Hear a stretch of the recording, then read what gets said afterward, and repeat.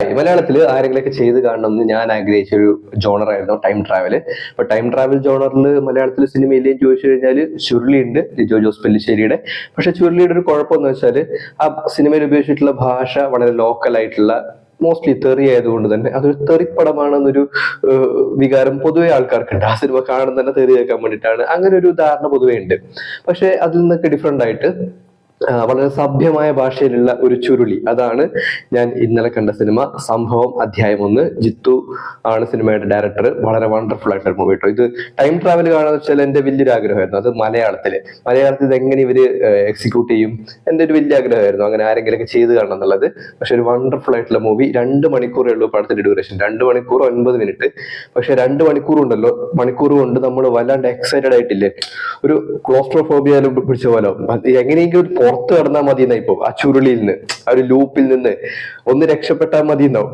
ആ 2 മണിക്കൂർ ഡ്യൂറേഷൻ അവര് അത് എന്താണ് അത്രയും ചുരുക്കിയത് ഒരു കണക്കിന് നന്നായി. കുറച്ചൊന്ന് വലിഞ്ഞു പോയിരുന്നെങ്കിലില്ലേ, ഒന്നല്ലെങ്കിൽ ആൾക്കാർ എക്സോസ്റ്റഡ് ആയി പോകും, അല്ലെങ്കിൽ കുറച്ച് ലാഗ് ഫീൽ ചെയ്യും. പെർഫെക്റ്റ് ആയിട്ടുള്ള എഡിറ്റിംഗ് ആയിരുന്നു. പടത്തിന്റെ എഡിറ്റിംഗ് ചെയ്തിട്ടുള്ള ആള് അർജുൻ പ്രകാശ് ആണ്, നല്ല വർക്കാണ് ചെയ്തിട്ടുള്ളത്. അതുപോലെ തന്നെ മ്യൂസിക് ഡയറക്ടറുടെ പേര് പറയണം, ഗോഡ്വിൻ തോമസ് ആണ്.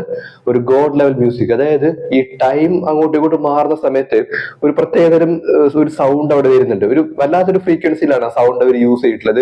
കുറെ ഇങ്ങനെ പക്ഷികൾ കാക്ക പറക്കുന്ന പോലത്തെ ഒരു സൗണ്ട്, അതുപോലെ തന്നെ വല്ലാത്തൊരു ഫീൽ അവിടെ അവർ യൂസ് ചെയ്തിട്ടുള്ള മ്യൂസിക് ഫ്രീക്വൻസി വെച്ചാൽ നമ്മൾ വല്ലാണ്ട് ഡിസ്റ്റർബ് ആയിപ്പോ. സിനിമയിലെ ക്യാരക്ടേഴ്സും അങ്ങനെ തന്നെ ആവുന്നുണ്ട്. ഈ ചെവിയെല്ലാം ഇങ്ങനെ പിടിച്ചിട്ട് നമുക്ക് തിയേറ്ററിൽ നിന്ന് കേൾക്കുക വെച്ചാൽ ഒന്ന് അത് കഴിഞ്ഞാൽ മതിയായിരുന്നു എന്നൊക്കെ തോന്നും. ആ ഒരു മ്യൂസിക്കിന്റെ ചെറിയൊരു ഭാഗം അത്രയും നല്ല രീതിയിലാണ് എന്റെ മ്യൂസിക് പാർട്ട് ചെയ്തു വെച്ചിട്ടുള്ളത്. പിന്നെ എനിക്ക് തോന്നുന്നു ഇതിനു മുമ്പ് ഇവരൊരു ഷോർട്ട് ഫിലിമോ അങ്ങനെ എന്തോ ചെയ്തിരുന്നു എന്ന് തോന്നുന്നു. ആ ഷോർട്ട് ഫിലിമിനെ ബേസ് ചെയ്തിട്ടാണ് ഈ പടം വന്നിട്ടുള്ളത് എന്നാണ് ഞാൻ മനസ്സിലാക്കുന്നത്.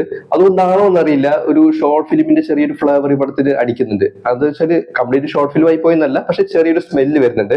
പ്രത്യേകിച്ച് ഈ ആർട്ടിസ്റ്റുകളുടെ ക്യാമറ അപ്പിയറൻസ് ചെയ്യുന്ന ചില സാധനങ്ങളുണ്ടല്ലോ, ക്യാമറ ഫേസ് ചെയ്യുന്നത്, ഡയലോഗ് പ്രസന്റ് ചെയ്യുന്നതിലൊക്കെ എവിടെയും ഒരു ഷോർട്ട് ഫിലിമിന്റെ ഒരു സ്മെല്ല് വരുന്നുണ്ട്. എന്ന് വെച്ചാൽ വല്ലാണ്ട് മോശമായി പോയിട്ടൊന്നുമില്ല.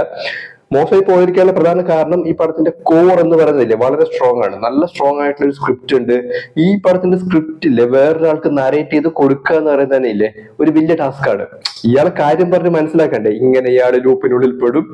അതായത് ഓരോ കഥാപാത്രങ്ങളും ലൂപ്പിനുള്ളിലേക്ക് വരണം. ഏകദേശം 30 കൊല്ലം പഴക്കം ഓൾറെഡി ഉണ്ട്. വീണ്ടും ഒരു ഹിസ്റ്ററിയിലേക്ക് പോകുന്നുണ്ട്. പിന്നെ ഇതിന്നൊക്കെ അൺലോക്ക് ചെയ്ത് പുറത്തിറങ്ങണം. സോ ഒരു ആർട്ടിസ്റ്റിനെ ഈ കഥ പറഞ്ഞ കൺവിൻസ് ചെയ്യാൻ ഒരു വലിയ ടാസ്ക് ആയിരിക്കും. ആൾക്കാർക്ക് ഇത് കത്തണം. ഈ സാധനം പൊട്ടിക്കഴിഞ്ഞാലേ ഇവർക്ക് മനസ്സിലാവും എന്താ ചെയ്യുന്നതെന്നുള്ളത്.